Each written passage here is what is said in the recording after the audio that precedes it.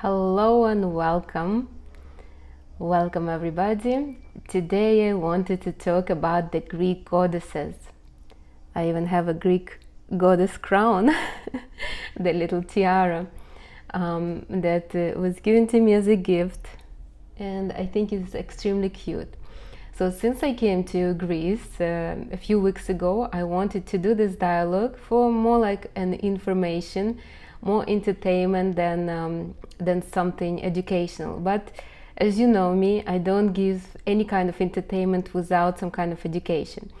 So as you probably know from school or from college, there were a set of gods. I think I think they were in every culture, but Greek gods are especially very much loved and very well known.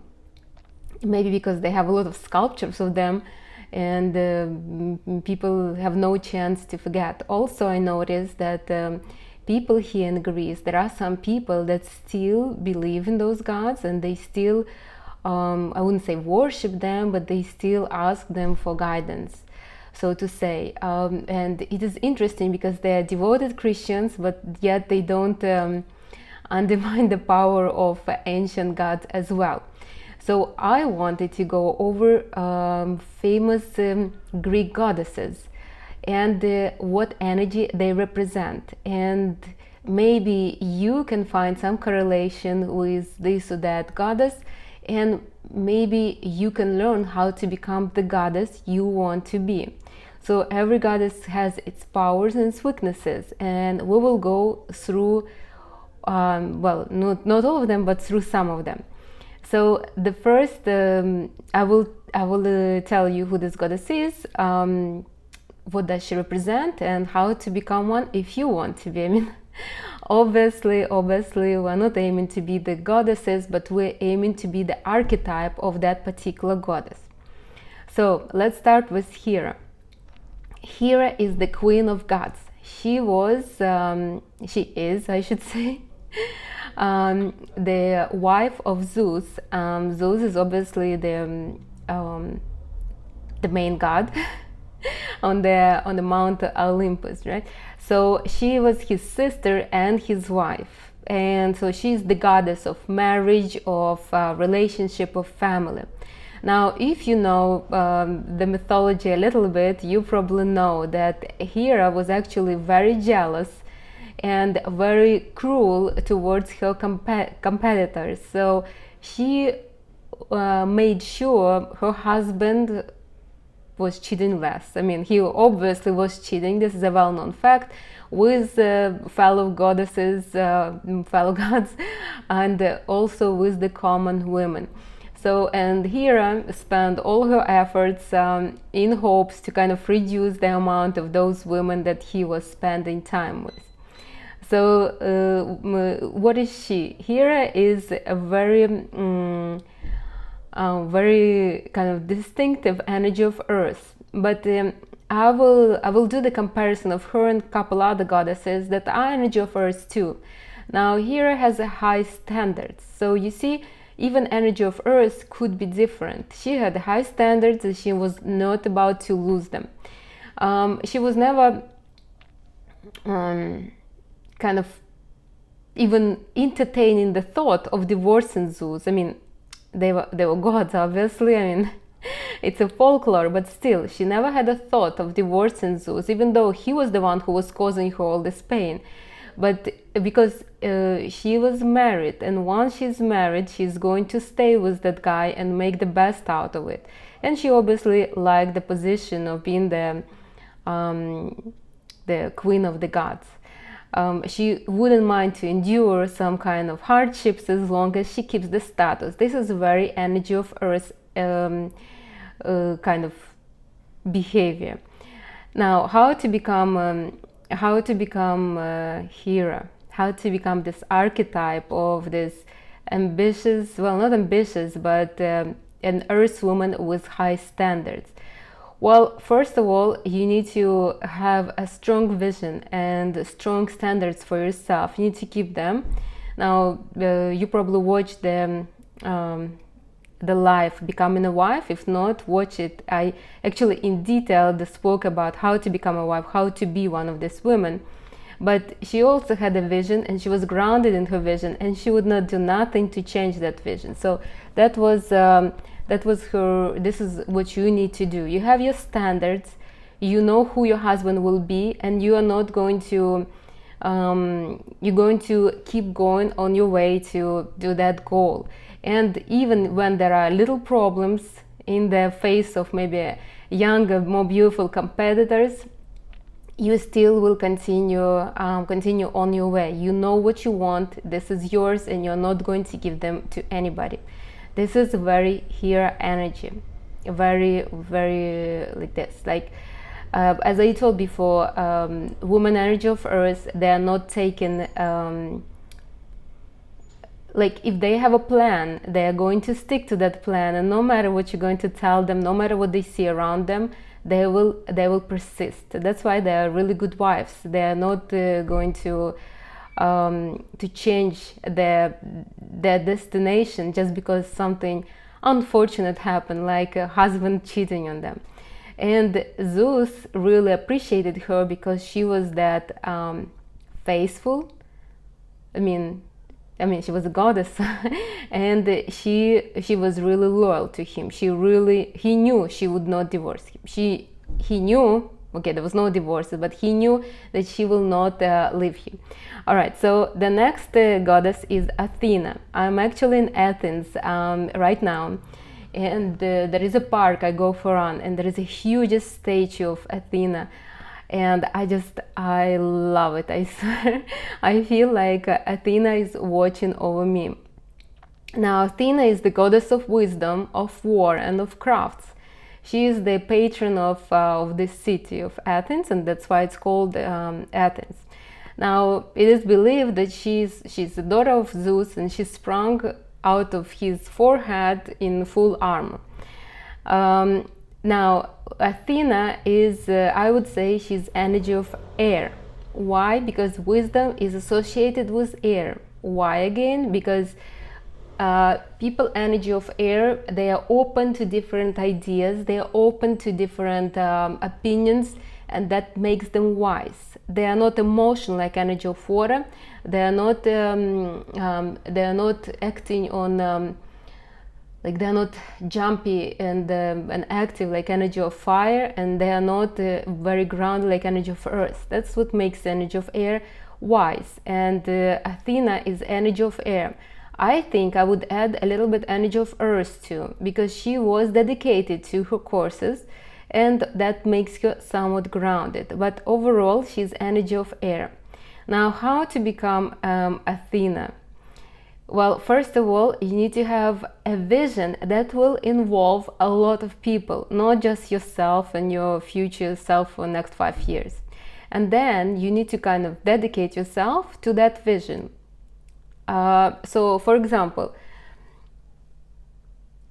if I would want to be Athena, I'm recording this video for my YouTube. I'm not recording it just to gain myself a couple followers or something like that. I am doing it to educate others. Maybe somebody is looking for this information and it would be beneficial for her or him. So my vision is for a bigger purpose, for a bigger crowd, and this is what energy of air is. This is what Athena is about. So if you want to be sound like her, you should stop thinking inside your box and start thinking outside your box, and start having a bigger vision, a vision that will influence others. As long as it's obviously not for selfish reasons. You could be selfish all you want, but you need to make sure that the people around you will benefit from your vision. So it could be, for example, that you want to create a school of etiquette. I remember I was studying with this girl etiquette, and she wanted to bring it into masses. I'm not sure why she wanted to educate others in etiquette so much, but she was very passionate about this subject.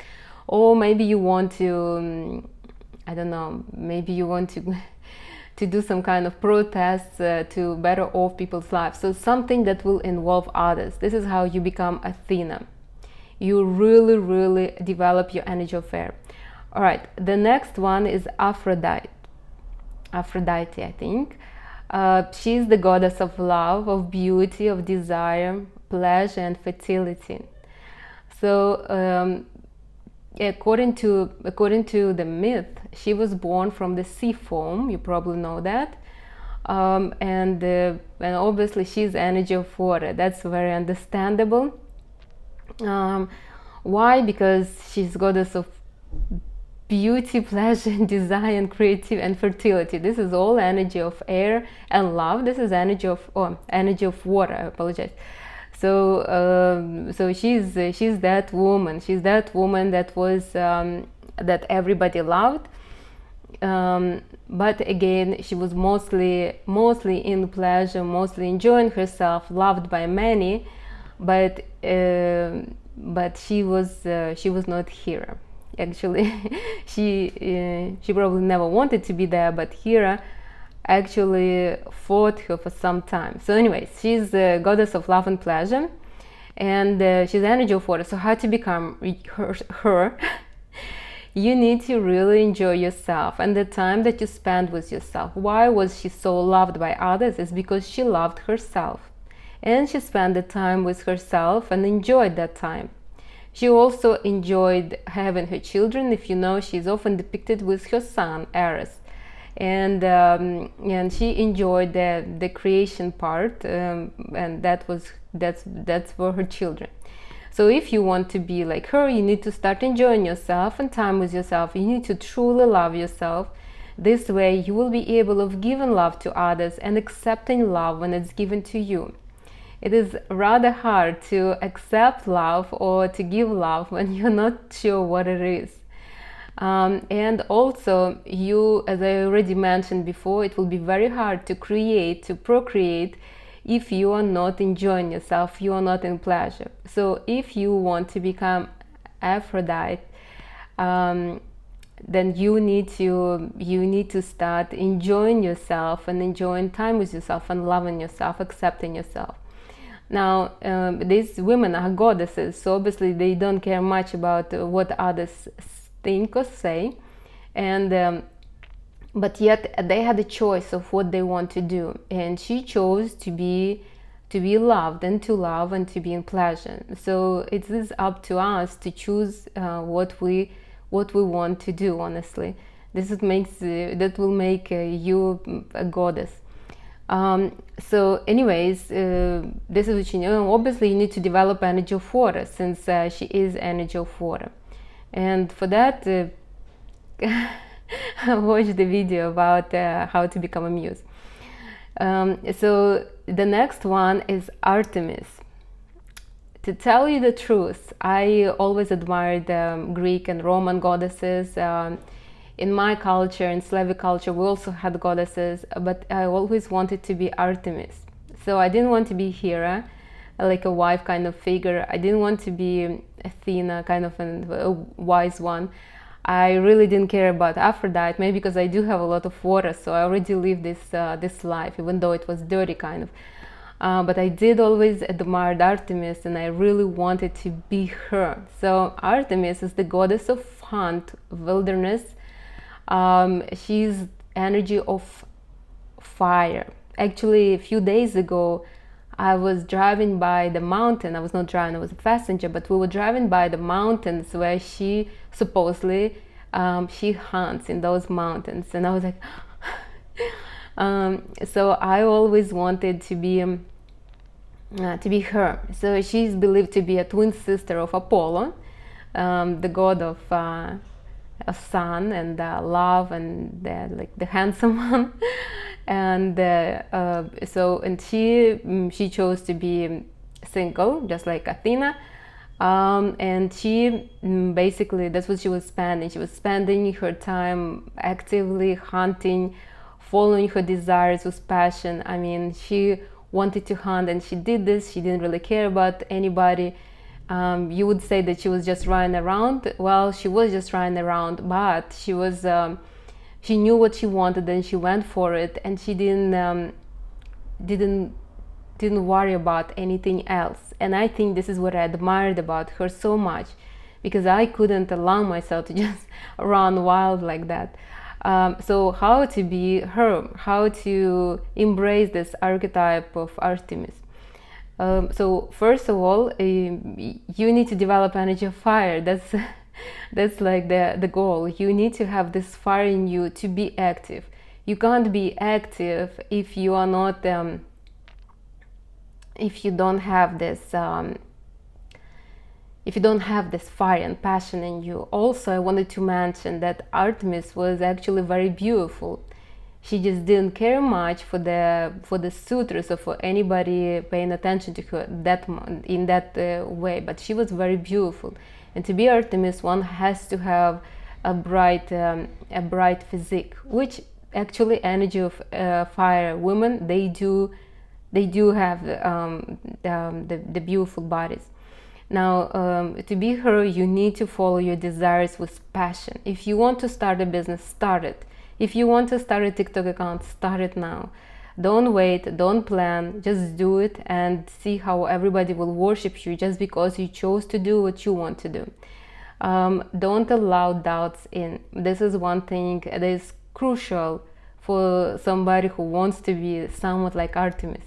You could not allow doubts in. You could not allow anything to bring you down in your ventures. Now, and obviously work on your fire. I already mentioned that. So the next one is Demeter. Demeter is the goddess of agriculture, harvest, and fertility. She is the mother of Persephone, and I will get to her later on. So Demeter is also energy of earth, but I will add a little energy of water to her.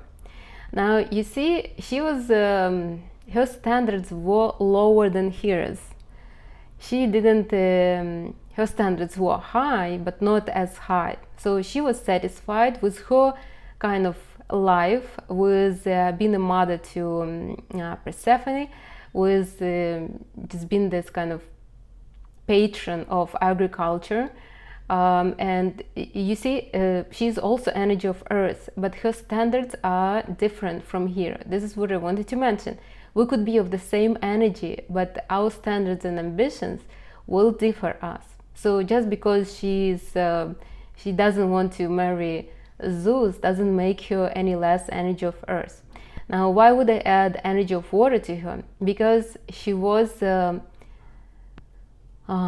the legend is, the myth is that she has a daughter, Persephone, and Zeus decided to marry off Persephone to his brother, Hades, and he was the ruler of the underworld. You probably know this, I mean, it's well known, but still I'll just remind. So she didn't want to kind of part with her daughter, and she was begging Zeus to kind of release the daughter. But Hades fed Persephone pomegranate seeds, and those seeds bound her to him. So there was no kind of escape from this marriage, but Zeus allowed Persephone to stay above, not in the underworld, but above, like in our world for half a year. So she would spend half a year with her mother and half a year with her husband. Now, and why did Demeter was able to get this? Because she showed emotions. What did happen? Because she started being, she was very sad, and the agricultural world became somewhat not as productive. I mean, whatever. But you got my point. I mean, this is where the seasons are from, according to the myth.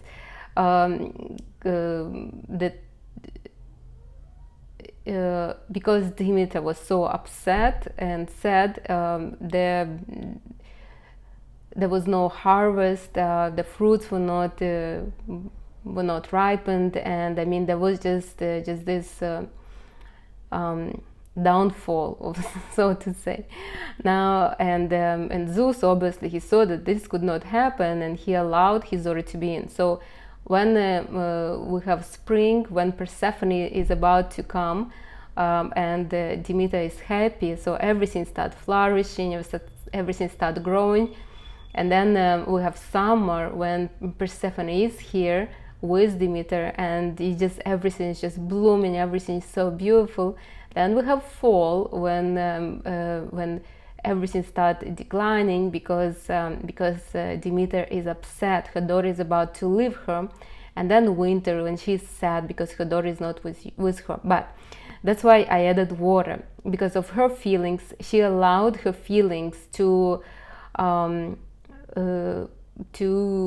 basically to ruin her goal, to ruin what she created, what she was responsible for. Energy of Earth will not do that. Energy of Earth are very dedicated to their course. Now Demeter allowed it, and she basically won. So she had some emotions, her, and that gave her some kind of win. Now, how to be her? To tell the truth, I think a lot of women are like her. So she's basically an ultimate feminine energy. She has a lot of energy of earth and some energy of water. I would just swap it to have a lot of energy of water and some energy of earth.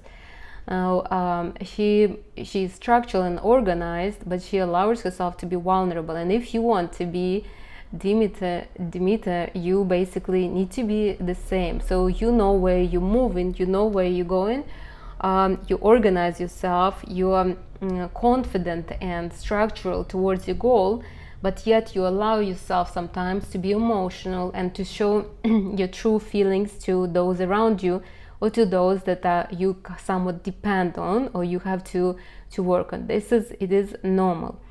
And you see, she was successful in showing her emotions. She got her daughter back for half a year. Now that's another story. Why would she want to be her daughter to stay with her? But besides the point. So this is to become her. You need to develop energy of earth and some water, and be like this. Be dedicated and organized, but yet allow yourself to be vulnerable and emotional, or to show love. It doesn't have to be a negative emotion. You allow yourself to be playful and passionate sometimes. The next goddess. Well, let's talk about Persephone. She's the goddess of the underworld, because she's basically married to the god of underworld.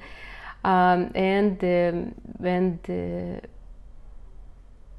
you would say, yeah, so this is with her. She's the daughter of Demeter, and wife of Hades. I would say that Persephone, like her mother, is energy of earth and water. I would say that she has more water than earth. How do I know this? It's because she was emotional. She was able to get accustomed. She didn't fought her fate of being with Hades. She accepted that the choice that her father made for her, and she was faithful to her husband, even though she didn't like to live in the hell, in the underworld. But she chose it. And usually energy of water are adaptable, because they're so flexible. They can adapt, and they will go after a man they are with. So also, but on the other hand, she also was very attached to her mother, so she was spending time with her. I would say that she's energy of water with some energy of earth. Pretty much like mother, like daughter. Okay, one more goddess I wanted to talk about is Nike, or I think we say it Nike, but Greeks call her Nike. I'm not sure why. So Nike is the goddess of victory. I want to say goddess of love. and she's usually, you see her in the museum. She has wings. So she's basically associated with war, with contests, like with victories. She is a woman of pure masculine energy, air and fire energy. Now, how to be like her? I don't know whether you want to be like her, but if you're very feminine, probably you would want to, because when I read the story about Nike, I also was like, wow. Just like when I read about Artemis. So This women, obviously, I admire them because they're opposite to me. They're completely different than I am, and they like the challenges. They have no fears, no worries. This archetype of a woman has no fears, no worries. They take the challenge and they're excited about the challenge. You see, when I have a challenge in front of me, I start to kind of analyze and worry, and I love it when a woman is just like, okay, bring it on, let me see how fast I can do it. So I admire women like this, but I need to tell you, you can be all you want in masculine energy, but at one point it will be hard on you, because our bodies are feminine. We're physically not as strong. Yes, you can train, you can become strong, you can do all of that, but there is a reason why you were born in a feminine body, to be feminine, to develop femininity. I know women like this, Nike. I know them. They are very accomplished. They fight. They take challenges. They're so successful in their careers and their businesses. But then they have a challenge of meeting a man that is stronger than them, and they're getting disappointed in man. They're getting disappointed in the world around them, because they could not find somebody who's stronger than them, and they could not allow themselves to be weak. So obviously, it's good to kind of aim for this archetype, but it shouldn't be your ultimate goal. You can turn on this archetype. You can turn on this this kind of goddess goddess power sometimes, but not always. So how to become her? Well, you need to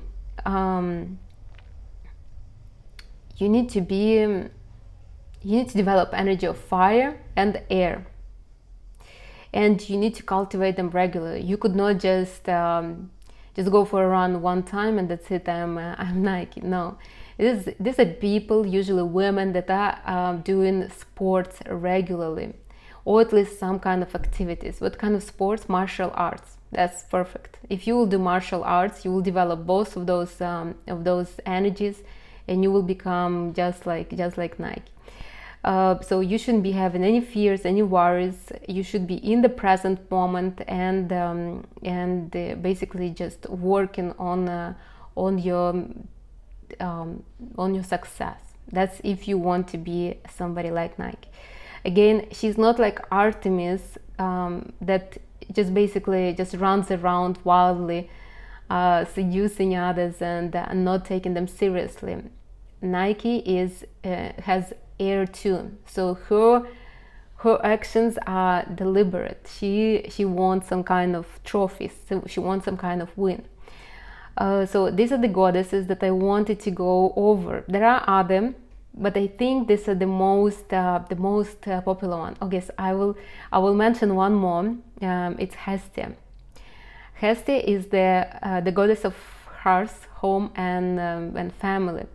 And she's one of the original Olympic gods, and she is a very grounded energy of earth. And if you will ask me, I'll tell you, a lot of women in our world are her. These are women that are satisfied with just having a family, going to work, and just raising kids, and not asking for more. You see, she's energy of earth too, but her standards and ambitions are lower than that of Hera or even Demeter, and that makes her maybe closer to us common folks, but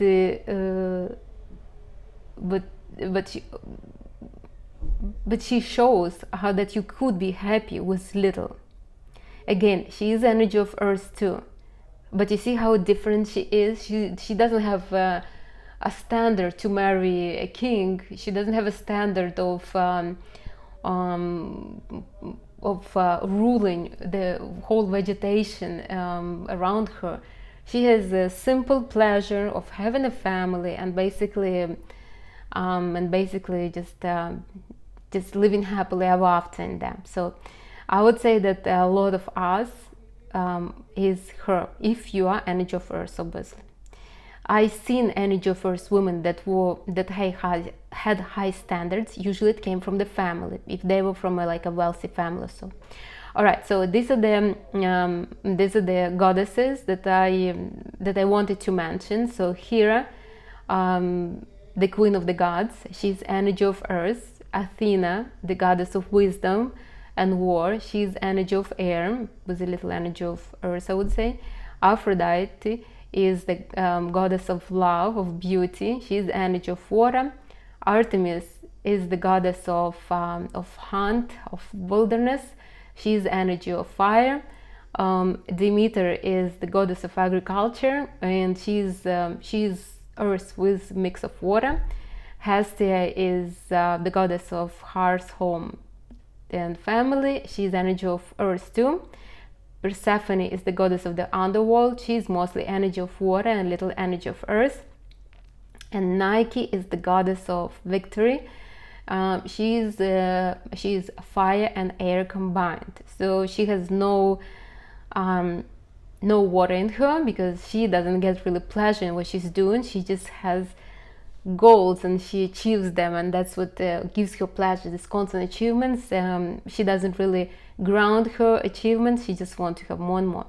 Besides the goddesses, as you know, there are muses, as I already spoke about them in the dialogue How to Become a Muse. So there were many of them, but we outside of Greece probably know 9 of them. So there were 9 main muses: a muse of theater, a muse of history. So there is 9 of them, and they are energy of air and water.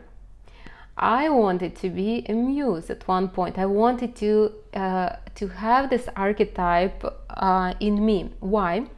I have a lot of water, but I don't have air. And I like this concept of just being enjoying yourself, being in pleasure, and inspiring yourself and others.